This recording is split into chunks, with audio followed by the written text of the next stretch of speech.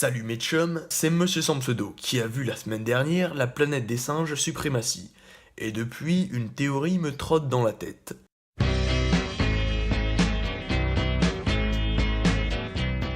Contrairement à visiblement beaucoup de monde, je n'ai pas pleuré pendant le film, sûrement parce que je m'étais mentalement préparé, car il est vrai qu'il est très émouvant.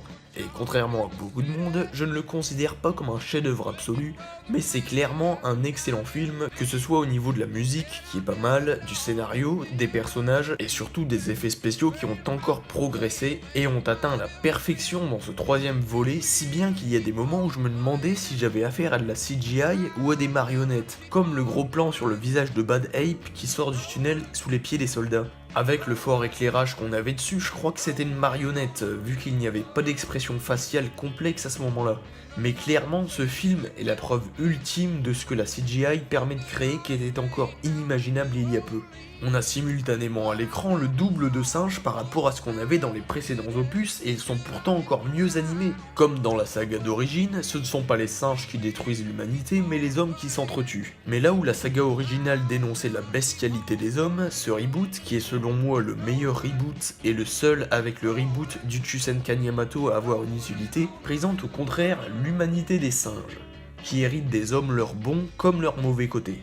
Ce qui est intéressant, c'est qu'ils mettent en opposition le colonel, qui considère que le virus enlève aux humains ce qui fait leur humanité, avec le personnage de Nova, qui bien que muette et ayant perdu sa capacité à réfléchir, nous a émus de par sa générosité et ses émotions prouvant que les valeurs humaines ne sont pas une question d'intelligence, ce pourquoi les animaux peuvent en être pourvus. Et ça, c'est beau. Je comprends. C'est pourquoi, si l'homme est comme Dieu parce qu'il sait parler, moi, je suis comme l'homme. Non, parce que ta parole, elle est mauvaise. Le personnage du colonel est effectivement un méchant intéressant, surtout que je pense comme lui. Le fait que l'armée américaine entre guillemets officielle cherche à arrêter les agissements de sa bande de fanatiques rappelle énormément l'armée américaine qui traquait le colonel Kurtz après qu'il l'ait quitté dans sa folie pour fonder son propre groupe dans Apocalypse Now. Du fait, la blague du Ape Apocalypse Now était plutôt sympa, mais il faut croire que c'est la mode.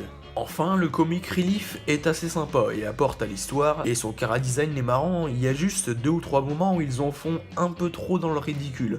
Ce film est génial et j'en redemande. C'est justement de sa suite dont il va être question ici.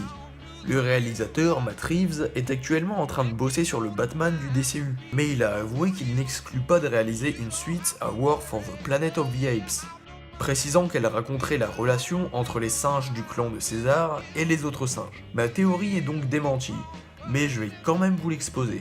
Cette trilogie étant un reboot, elle reprend l'histoire à zéro et part dans une autre direction que la saga d'origine, tout en y faisant de nombreuses références, que ce soit de par la musique, le nom des personnages, ou de nombreux éléments visuels. Mais n'en est pas un préquel. Dans l'original, les singes intelligents étant leurs propres créateurs, par un paradoxe de l'écrivain.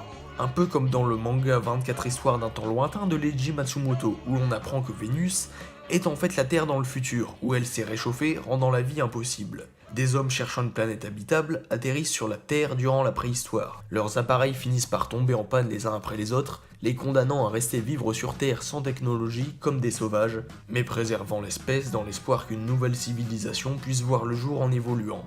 Et alors la Terre se réchauffe, et ainsi de suite, l'humanité s'étant en quelque sorte auto-créée. Mais si ce film n'était pas un reboot, mais bien un préquel aux films originaux. Bien sûr, l'apparence des singes ou de Nova ne collerait pas, mais bon, déjà là on parle d'une femme sauvage parfaitement épilée, alors niveau four à corps, on n'est pas à ça près. Et puis les deux Nova peuvent très bien être deux femmes différentes ayant existé dans un même univers à un moment différent, mais ce n'est même pas nécessaire dans ma théorie, puisqu'on pourrait plutôt avoir quelque chose comme le Tokinowa dans le Legiverse avec les mêmes personnages vivant des événements différents. À la fin de Suprématie, les singes arrivent à un lac qui ressemble fortement à celui dans lequel s'écrase le vaisseau dans le film de 68.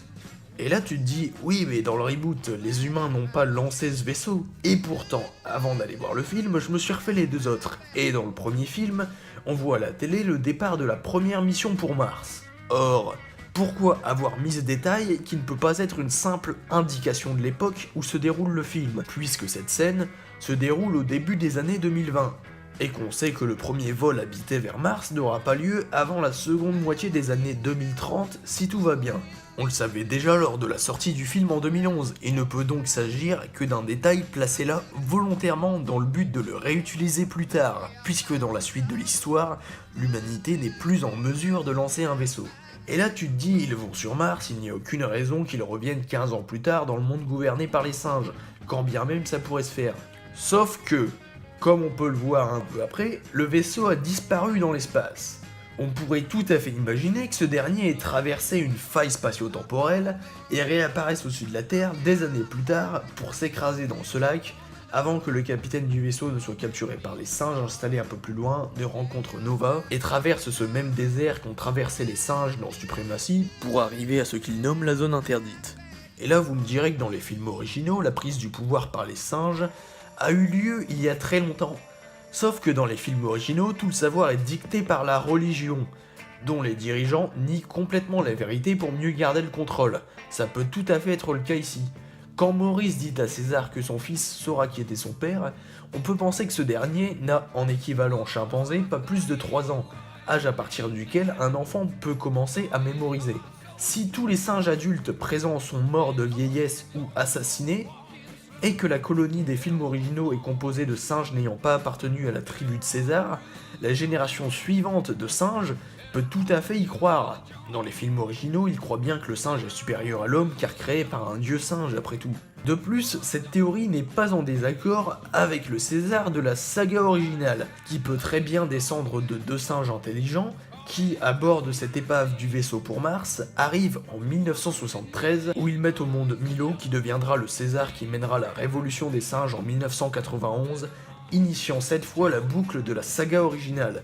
Les événements de la planète des singes, les origines, ne se déroulant pas, car le monde est déjà dominé par les singes à ce moment-là. Ainsi, les événements du reboot mèneraient à l'original, ce dernier enclenchant alors la boucle que l'on connaît.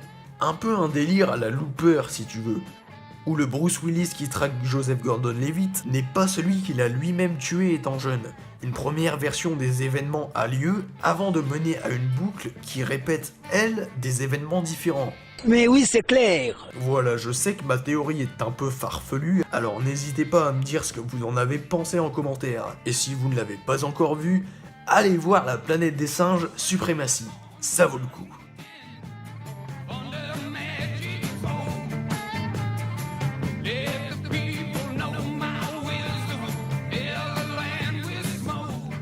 Trois, quatre cadavres. Et on voit que l'un des cadavres est muet aussi.